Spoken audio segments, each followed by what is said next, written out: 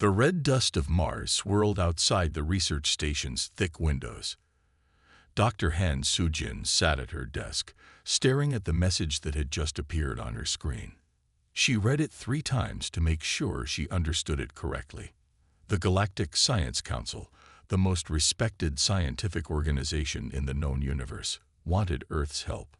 Soo-jin took off her glasses and cleaned them with the edge of her lab coat. The morning had started like any other day at the Mars research station. She had checked on her experiments, had her morning coffee, and reviewed reports from Earth. But this message changed everything. "Computer, display the full message on the main screen," she said. The large screen on the wall lit up with detailed images of a strange structure on a distant moon. The structure was unlike anything she had seen before. It looked like a massive black cube with glowing blue lines running across its surface.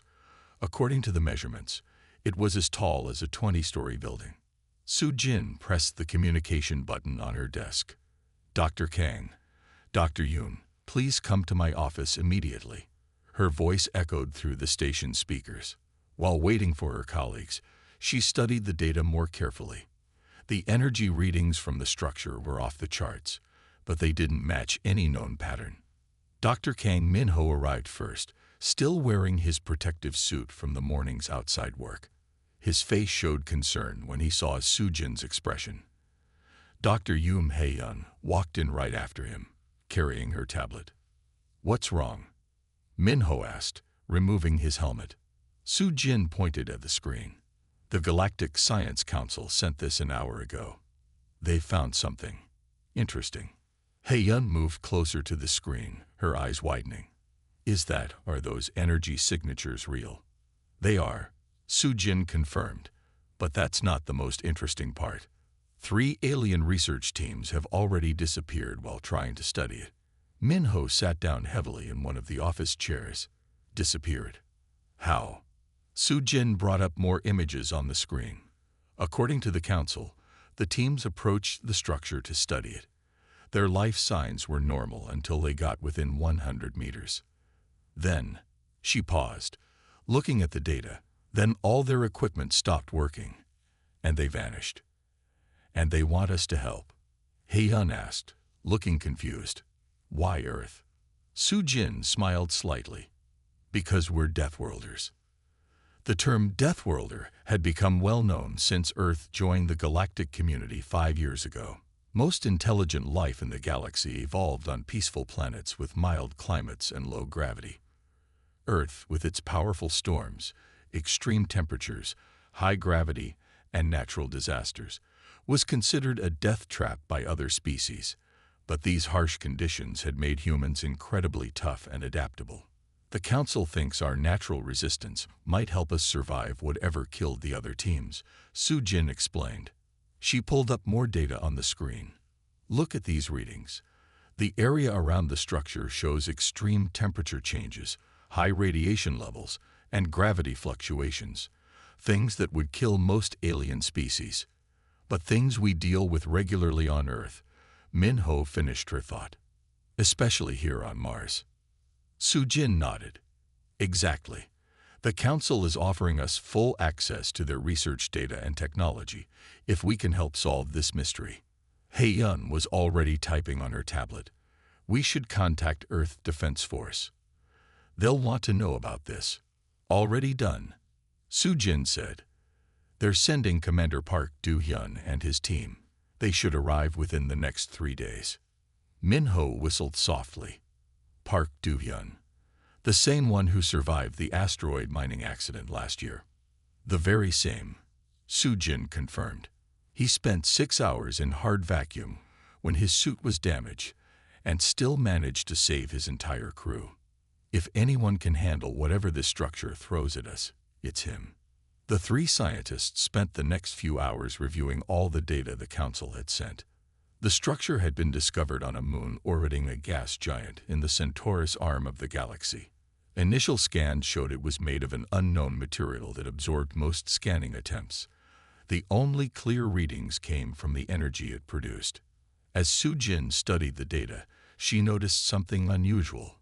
"Look at this pattern," she said. pointing to a graph. "The energy pulses aren't random. They follow a sequence." Hei-yun leaned in closer. "You're right. It's almost like it's waiting for something," Minho finished. "Or someone." The implications made them all fall silent.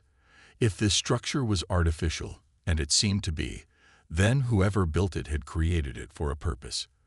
The question was, what purpose? And why did it react so violently to visitors? Later that evening, after her colleagues had left, Su-jin sat alone in her office, watching the Martian sunset through her window. The red planet had been humanity's first step into space, their proving ground. Now, years later, it served as their gateway to the stars. Her computer beeped with a new message. Commander Park had sent his team's profiles and estimated arrival time. Su-jin opened the files and began reading. The team consisted of Park Do-hyun himself, Lee Ji-woo, an expert in alien technology, and Kim Ta-won, a survival specialist. As she read through their impressive credentials, Su-jin couldn't help but feel proud. These were some of Earth's finest, people who had proven themselves in the harshest conditions space could throw at them. If anyone could unlock the secrets of this mysterious structure, it would be them. She looked back at the image of the black cube with its glowing blue lines. Something about it seemed to call to her, like a puzzle waiting to be solved. Whatever secrets it held, whatever dangers it presented, humanity was ready to face them. Su-jin began preparing her preliminary report for Earth Command. She included all the data from the Council, her team's initial analysis, and her own observations. As she wrote, she remembered something her old professor used to say. "The universe doesn't give up its secrets easily, but that's what makes the discovery so sweet." The next 3 days would be crucial. They needed to prepare everything for Commander Park's team's arrival. There would be equipment to check, protocols to establish, and countless details to arrange. But first, Su-jin had one more call to make. She opened a secure channel to the Galactic Science Council. An alien face appeared on her screen. Dr. Axtil, the Council's lead researcher. Like most members of their species, they had silvery skin and large, dark eyes. "Dr. Han," Axtil greeted her. "Have you reviewed our data?" "Yes," Su-jin replied. "We accept the mission. Commander Park and his team will be here in 3 days. But I have one condition." Axtil tilted their head, a gesture of curiosity in their culture. "What condition?" "I want to go with them," Su-jin said firmly. "As the lead xenobiologist on Mars, I'm best qualified to study whatever we find. Plus, I've worked in extreme conditions before." There was a long pause as Axtil considered her request. Finally, they nodded. "Agreed. But please understand, Dr. Han, we've lost 3 teams already. The Council cannot guarantee your safety." Su-jin smiled. "With all due respect, Dr. Axtil, we're Deathworlders. Safety guarantees aren't really our style." After ending the call, Su-jin began packing her research equipment. Something told her this discovery would change everything they thought they knew about the galaxy. Whether that change would be good or bad remained to be seen. Outside her window, Mars' 2 moons crossed paths in the darkening sky. Somewhere out there, on another moon around another planet, an ancient structure waited. And in 3 days, humanity would face its challenge. Su-jin looked at the structure's image one last time before shutting down her computer for the night. Whatever secrets it held, whatever dangers it presented, they would face them head-on. After all, that's what Deathworlders do best. Commander Park Do-hyun's ship landed on the Mars base 3 days later, right on schedule. The massive vessel settled onto the landing pad with barely a sound, its advanced engines cooling in the thin Martian atmosphere. Su-jin watched through the observation window as the dust settled around the ship. "Impressive landing," Dr. Kang Minho said, standing beside her. "I heard Commander Park can land a ship in his sleep." The ship's main door opened, and 3 figures in standard Earth spacesuits stepped out. They walked with the easy confidence of people used to different gravity conditions. Su-jin recognized Commander Park immediately. He was tall for a Korean, with broad shoulders and a purposeful walk. The airlock cycle took 5 minutes. Soo-jin and Min-ho waited as the new arrivals went through decontamination. When the inner doors finally opened, Commander Park removed his helmet first. His face was exactly as Soo-jin had seen in the files: strong features, short black hair, and alert eyes that seemed to take in everything at once.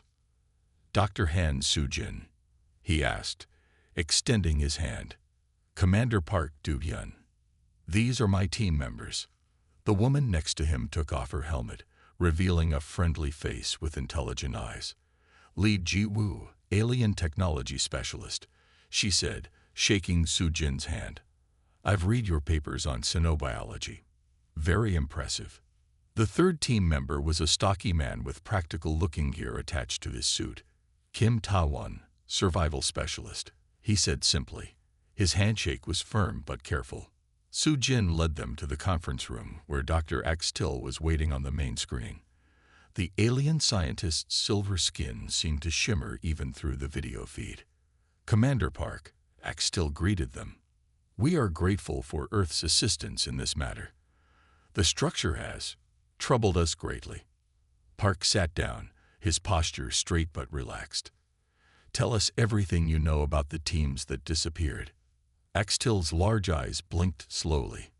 The first team was from the Proxima Alliance. They approached the structure to take readings. At exactly 100 meters from the entrance, all their equipment failed.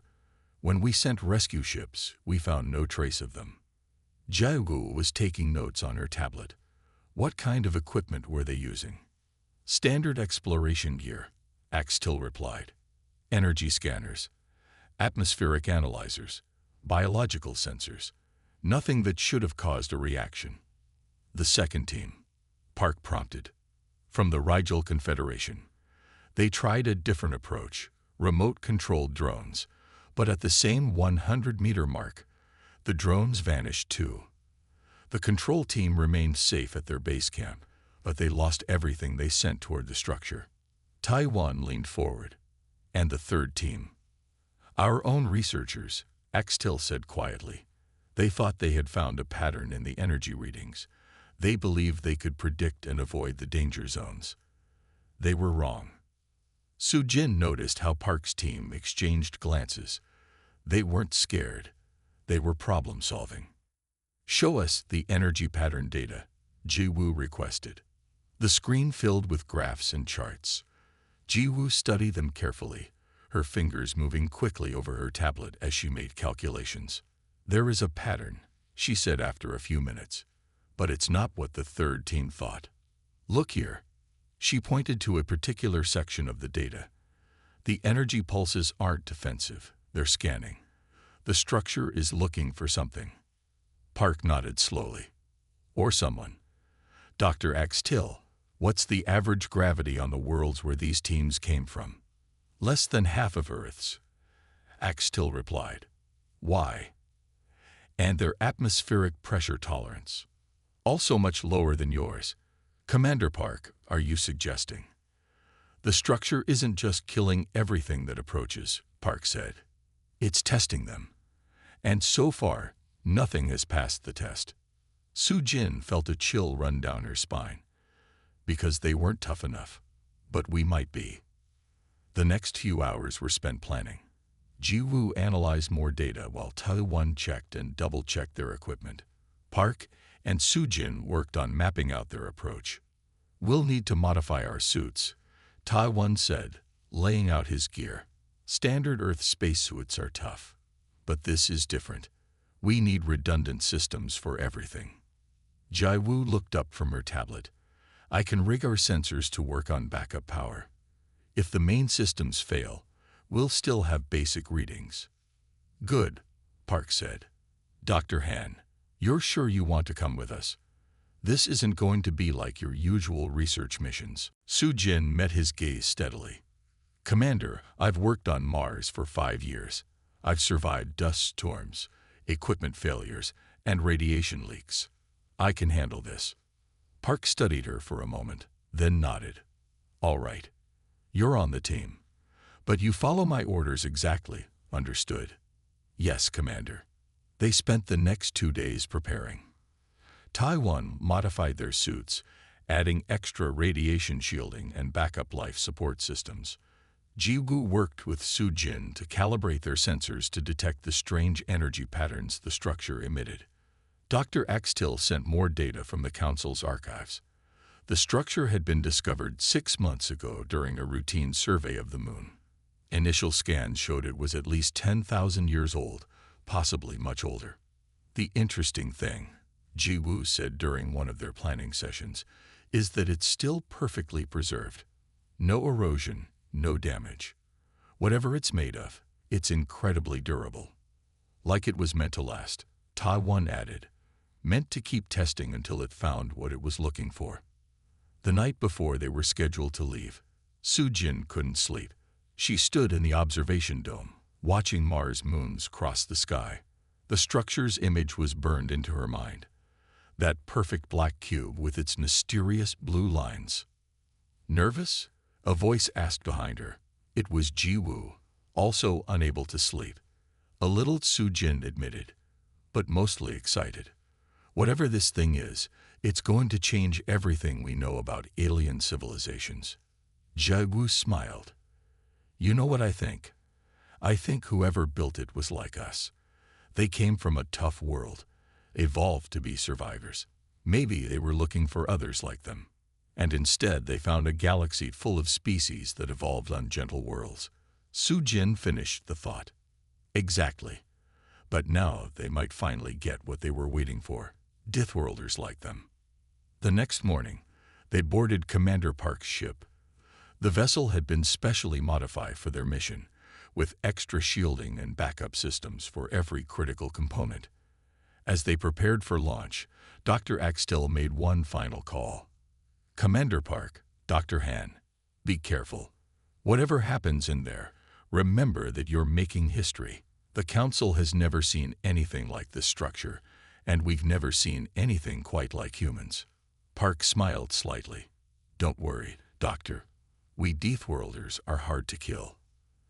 The ship lifted off smoothly from the Martian surface. Sujin watched through the viewport as the red planet grew smaller behind them. Their journey to the mysterious moon would take 2 weeks at maximum speed. During the trip, they continued to prepare. Taiwan ran daily equipment checks. Jiwu refined her analysis of the energy patterns. Park ran combat and survival drills, making sure they were ready for anything. Sujin spent her time studying everything they knew about the moon where the structure was located. It was a small, airless world orbiting a gas giant. The surface gravity was about 1/3 of Earth's, and there was no atmosphere to speak of. Perfect place to build something you want to last. Taiwan commented during one of their briefings. No weather, no erosion, nothing to damage it except direct impacts. And I bet it can handle those just fine. Jiwu added, whatever this thing is made of, it's tougher than anything we've seen before. As they got closer to their destination, the team grew more focused. They checked their modified suits dozens of times. They ran through every possible scenario they could think of. They prepared for everything from complete equipment failure to sudden gravity changes. 2 weeks after leaving Mars, they got their first visual of the gas giant and its moons. The massive planet filled their view screen, its swirling storms making patterns of red and orange. And there, orbiting silently in the darkness, was their destination. There it is, Park said quietly. Ready? Sujin looked at her teammates. Jiwu was already taking readings. Taiwan was doing one final check of their suits. They were as ready as they would ever be. Yes, Commander, she said. We're ready. The ship began its approach to the small moon, and the structure waited for them, just as it had waited for thousands of years. Whatever secrets it held, whatever tests it had in store, they would face them together. After all, they were Deathworlders. This was what they were made for. The moon's surface was dark and empty, except for the structure. Commander Park's ship landed 2 kilometers away from the mysterious black cube, keeping well outside the dangerous 100-meter zone. Through the ship's windows, they could see the blue lines on the structure glowing steadily against the star-filled sky. "Final equipment check," Park ordered. Everyone began testing their modified suits one last time. Su-Jin checked her helmet seals and oxygen levels. The suit felt heavier than usual with all the extra shielding Tadwan had added. Ji-Woo had installed special sensors in each of their suits to measure the structure's energy patterns. Dr. Axtil's face appeared on their helmet displays. "We have 5 observation ships positioned safely in orbit," the alien scientist said. "We'll be monitoring everything. Please be careful." "Understood," Park replied. He looked at his team. "Remember your training. Stay close. If anything feels wrong, say something immediately." They cycled through the airlock and stepped onto the moon's surface. Their boots left clear prints in the dust, the first footprints ever to last more than a few minutes on this airless world. The gas giant hung huge in the sky, its swirling storms casting a dim orange light over everything. 2 kilometers to the structure, Ta-Won said, checking his instruments. "Gravity is stable at 0.3 Earth normal. No radiation yet beyond normal background levels." They began walking. In the low gravity, each step could cover several meters, but they moved carefully, watching for any changes in their instruments. The structure grew larger as they approached, its perfectly smooth sides reflecting the starlight. At 500 meters, Ji-Woo's instruments detected the first change. "Energy levels are rising," she reported. "Pattern matches what we saw in the data. It knows we're here." Su-Jin studied her own readings. The structure was indeed reacting to their presence, but differently than it had with the previous teams. "The energy signature is changing," she said. "It's like it's adjusting to us." They reached the 300-meter mark. The blue lines on the structure were pulsing now, creating patterns that seemed almost like writing. Ji-Woo recorded everything, her sensors working overtime to capture all the data. 200 meters, Park announced. Everyone tensed, knowing they were approaching the point where the other teams had vanished. "Status check. All systems normal," Ta-Won reported. "Sensors functioning," Ji-Woo added. "Reading stable," Su-Jin confirmed. They kept walking. The structure loomed over them now, impossibly tall and perfect in its geometry. 150 meters, 125, 110. 100 meters, Park said quietly. They all stopped, waiting. This was the moment of truth. The point where 3 other teams had disappeared without a trace. The first change was subtle. Su-Jin felt a slight increase in weight as the gravity began to shift. "Gravity rising," she reported. 0.5 Earth normal. 0.8, 0.9. "Hold position," Park ordered. "Everyone stay calm." The gravity continued to increase until it matched Earth's exactly. Then came the temperature changes. Their suits' thermal systems worked hard as the temperature swung from extreme cold to extreme heat and back again. "This is what killed the other teams," Ji-Woo said, watching her readings. "Their environmental systems couldn't handle these changes. But ours were made for Earth," Ta-Won finished. "We deal with these kinds of temperature swings every day." The radiation came next. Their sensors showed levels that would have been lethal to most alien species. But humans, evolved under Earth's magnetic field and constant background radiation, had natural resistance. Their enhanced suits provided the extra protection they needed. "We're still here," Su-Jin said, amazed. The other teams, their bodies simply couldn't handle these conditions. "But for us, it's just another bad day on Earth," Park said. "Move forward, slowly." They took careful steps toward the structure. The blue lines pulsed faster now, creating complex patterns that flowed across the surface. At 50 meters, they felt the next test begin. The air pressure in their suits began to fluctuate. Most species would have suffered immediate decompression symptoms. But humans, with their robust cardiovascular systems and reinforced suits, adapted quickly. "It's testing our limits," Ji-woo realized. Everything that makes Earth a death world. Gravity, temperature, radiation, pressure changes. It's throwing them all at us at once. They reached 25 meters from the structure. The tests became even more intense. Electromagnetic pulses tried to shut down their equipment. Gravitational waves tried to tear them apart.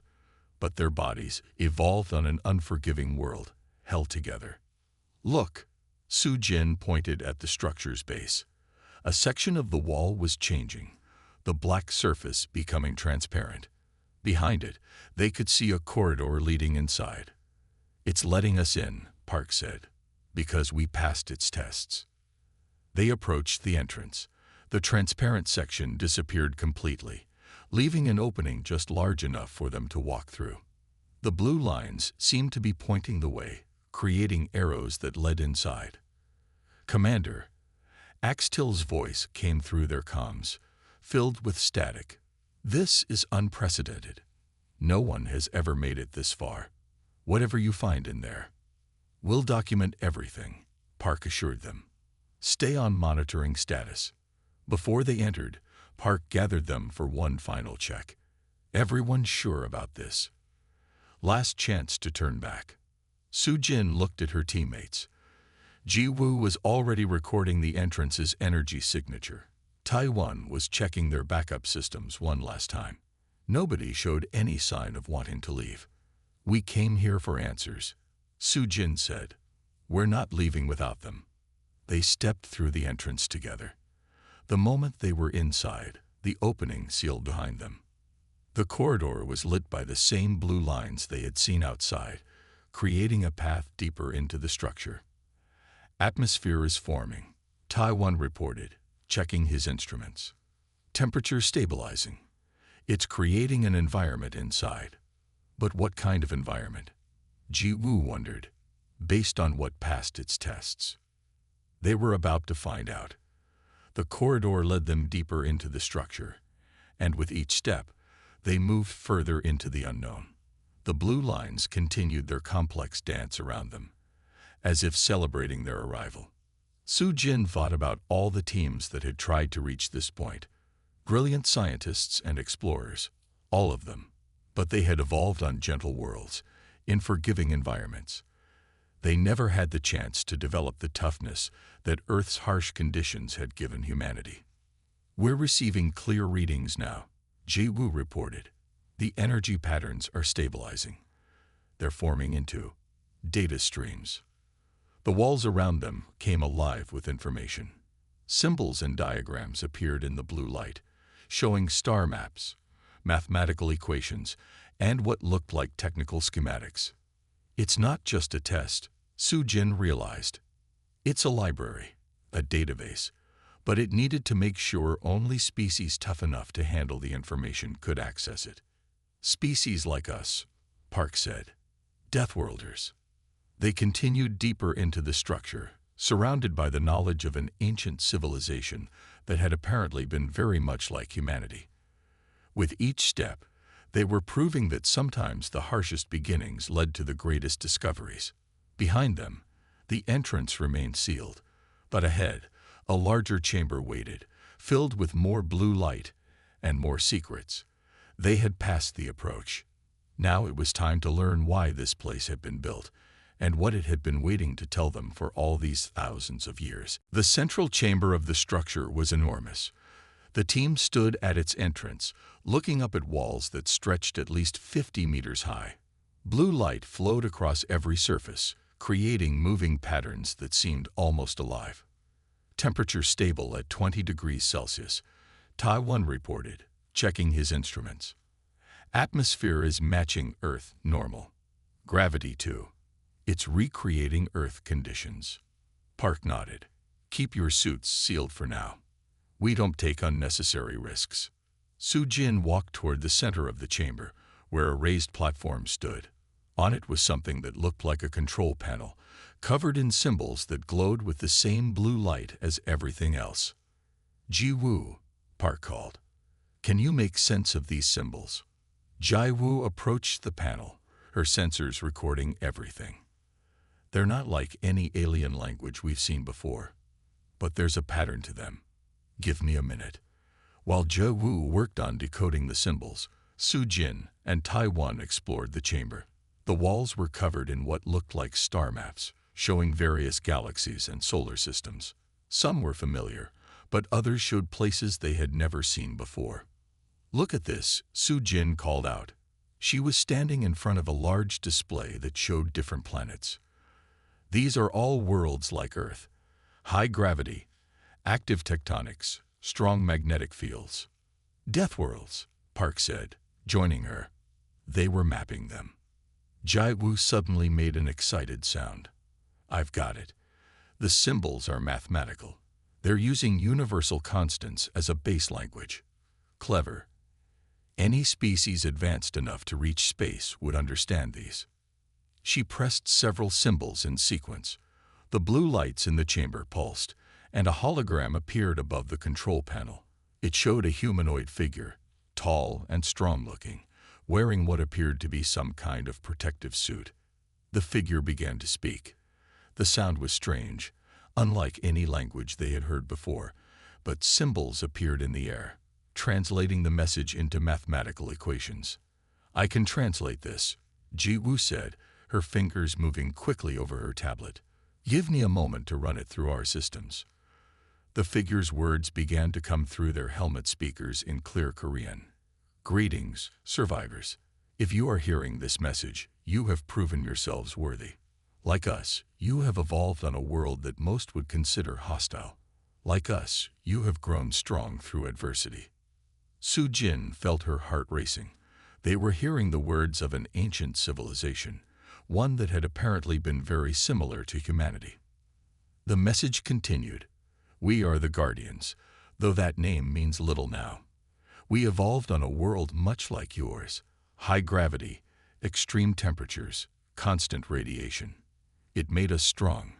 It made us survivors. But when we reached the stars, we found we were alone in our strength." The hologram changed, showing various alien species they recognized, including some that looked like Dr. Axtil's people. The galaxy was full of life, but it was life that had evolved in gentle conditions. When great dangers threatened, these species could not adapt, could not survive. We tried to protect them, to share our strength, but it was not enough. New images appeared, showing massive ships and strange machines. "We built great works. We tried to defend the younger races, but we could not be everywhere. We needed others like us, other Deathworlders." The team watched, fascinated, as the hologram showed the construction of the very structure they were standing in. "We created these libraries, testing grounds and repositories of knowledge. We placed them throughout the galaxy, protected by the very conditions that made us strong. Only those who evolved as we did could reach them. Only they would be strong enough to use what we left behind." Park stepped closer to the hologram. What exactly did they leave behind? As if in response to his question, panels in the walls began to open, revealing complex machinery and devices they had never seen before. "Here we leave our legacy," the message continued. "The knowledge of survival, the technology we created to protect others, the locations of other worlds like ours, where more potential guardians may arise. All of this we give to you, our successors." More displays activated around the chamber, showing detailed technical information, star maps, and what appeared to be advanced scientific theories. "The location of this facility has been transmitted to your vessels in orbit," the message said. "They will see only what their eyes can bear. But you who have proven your strength, you have access to everything." Su Jin turned to Park. "Commander, do you realize what this means? They're not just giving us information. They're giving us a responsibility." Park nodded. "To protect the others, like they did." Jiagu was already downloading data from the facility systems. "This is incredible. Their technology was centuries ahead of ours, maybe millennia. And it's all here. But why did they leave?" Taiwan asked. "Where did they go?" The hologram seemed to answer his question. "If you ask why we are not here to greet you ourselves, Know that even the strongest cannot last forever. Our time is past. We spread ourselves too thin, tried to protect too much, but we did not fail. We merely passed the torch. The figure in the hologram straightened, its posture proud. You stand here now because you are like us. You know the strength that comes from surviving hardship. Use what we have left you wisely. Protect those who cannot protect themselves, and know that you are not alone. There will be others like you. The message ended, but the chamber remained active, its blue lights pulsing steadily. The team stood in silence for a moment, absorbing what they had learned. Dr. Han, Park said finally, contact the observation ships.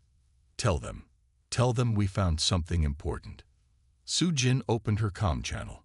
Dr. Axtil, are you receiving? Yes, the alien scientist replied. We detected a transmission from the structure, but our instruments cannot decode it. What did you find? Su-Jin looked at her teammates, then at the vast array of knowledge surrounding them. We found our purpose, she said, and maybe yours too. Over the next few hours, they began the enormous task of documenting everything in the chamber. Ji-Woo worked on downloading the technical data, while Taiwan examined the machinery they had been given access to. Su-Jin focused on the biological and xenological information, finding fascinating details about how different species had evolved and adapted. Park coordinated everything, making sure they worked efficiently and safely. But he also spent time studying the star maps, particularly the ones showing other potential death worlds. There could be more out there like us, he said to Su-Jin during a break. Other humans, or species like us, evolving right now on their own harsh worlds. And when they're ready, they'll find these libraries too. Su-Jin added, we're not just explorers anymore, we're guardians. The blue lights continued their dance across the walls, as if approving of their presence. They had passed the test, survived the trap, and found something far more valuable than they had expected. They had found a purpose, a mission, a responsibility. And somewhere out in the galaxy, on other harsh and unforgiving worlds, more potential guardians were growing stronger, preparing for their own journey to the stars. 1 month after their discovery, the team sat in a large conference room at the Galactic Science Council headquarters. Representatives from over 50 alien species filled the room, all eager to hear about what they had found in the structure. Su-Jin stood at the podium, looking out at the diverse audience. Dr. Axtil sat in the front row, their silver skin reflecting the room's lights. Commander Park, Ji-Woo, and Taiwan sat behind her, ready to support her presentation. Thank you all for coming, Su-Jin began. What we discovered in the structure has changed everything we thought we knew about our galaxy's history and humanity's place in it. The room's holographic system activated, showing images of the structure's interior and its blue-lit chambers. The alien scientists leaned forward, seeing these images for the first time. The structure was not a trap, Su-Jin explained. It was a test, a way to identify species that evolved in conditions similar to those of an ancient civilization called the Guardians. She showed them the message they had received, translated into standard galactic language. The aliens murmured among themselves as they learned about the Guardians and their mission to protect other species. But why humans? One of the alien scientists asked. Why were you able to enter when our best teams failed? Su-Jin changed the display to show a comparison between Earth and other planets. Because we're Deathworlders, she said. What you call extreme conditions, high gravity, radiation, temperature swings, atmospheric pressure changes. These are normal on Earth. They shaped our evolution, just as they shaped the Guardians. Ji-Woo stood up and joined her at the podium. The technology we found inside is beyond anything we've seen before, she said, but it was specifically designed for species like us, species that evolved to handle extreme conditions. The next hour was spent explaining their discoveries. They showed the star maps marking other potential death worlds, the advanced defensive technologies left behind by the Guardians, and the vast database of scientific knowledge they had gained access to. "We're not keeping this information to ourselves," Park announced, stepping forward. "The Guardians protected other species, and so will we. But we need your help to do it properly." The council members looked surprised. They had expected humans to hoard their newfound knowledge. Instead, they were offering to share it. "We propose a partnership," Sujin continued. "Humanity will use what we learn to help protect and defend other species, just as the Guardians did. But we need your scientific expertise, your understanding of different cultures, and your experience in galactic diplomacy." Taiwan activated another display, showing the first project they had already started working on. "Using Guardian technology, we've developed better protective shields for ships and colonies. They can withstand conditions that would normally be lethal to most species." The room erupted in excited discussion. The aliens could see the potential benefits of working with humans, even if they still found Earth's conditions terrifying. Dr. Axtell stood up. "The Council has discussed this extensively," they said. "We admit, when humans first joined the galactic community, many of us saw your world as primitive and dangerous. We couldn't understand how intelligent life could evolve in such hostile conditions." The alien scientist paused, looking around the room. "But now we understand. Your strength isn't just physical. It's your ability to adapt, to survive, to protect others. The Guardians chose well." Over the next few hours, they worked out the details of their new partnership. Earth would share the Guardian technology gradually, making sure each advancement was properly understood and safely implemented. In return, the Council would help humanity establish contact with other potential Deathworlds as they were discovered. After the meeting, Sujin found herself in the Council's observation dome, looking out at the stars. Park joined her there. "Thinking about the Guardians?" he asked. "Yes," she replied. "About how lonely they must have been, being the only ones of their kind. At least we know there are others out there like us." "We'll find them," Park said confidently. The star maps showed at least 20 potential Deathworlds. Some of them might already have intelligent life evolving. Jiwu and Taiwan appeared, carrying data tablets. "The Council approved our first expedition," Jiwu announced excitedly. "We're going to visit the nearest potential Deathworld. It's about 50 light years from Earth." "What are we looking for exactly?" Taiwan asked. Sujin smiled. "Signs of life that's learning to be strong. Species that might one day join us as Guardians." Back on Earth, changes were already beginning. The Guardian technology was revolutionizing their space program. Ships were being built with enhanced protection against radiation and extreme conditions. Training programs were being developed to prepare more humans for their new role as protectors. The structure that had seemed like a death trap was now recognized as humanity's gateway to a greater purpose. Other similar structures were being discovered across the galaxy, each waiting for the right species to unlock its secrets. 6 months after their discovery, Sujin stood on the surface of Mars again, watching new research facilities being built. The Red Planet had become a training ground for future Guardians, a place where humans could practice surviving in harsh conditions before venturing deeper into space. Dr. Axtell's hologram appeared in her suit's display. "The Council has received reports of another structure," they said. "This one in the Orion Arm. Would your team be willing to investigate?" "Of course," Sujin replied. "That's what we do now. We explore, we learn, and we protect." Commander Park's ship landed nearby, kicking up red dust. He had just returned from Earth after overseeing the implementation of new Guardian-based defense systems. "Ready for another adventure?" he asked as he walked up to her.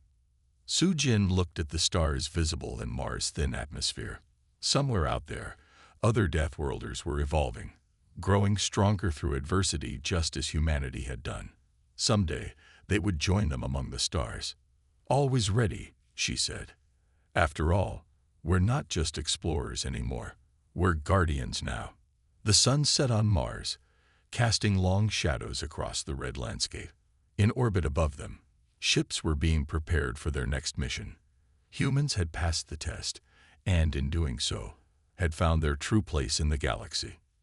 They were no longer seen as primitive or dangerous. They were recognized as protectors, following in the footsteps of an ancient civilization that had seen the same strength in them that they had possessed. The Deathworlders had come home to the stars, and they had found not just knowledge or power, but purpose. The galaxy was changing, becoming safer, stronger, and more united. And it all started because a team of humans had walked through what everyone else thought was a death trap. After all, sometimes the harshest beginning leads to the most important ending.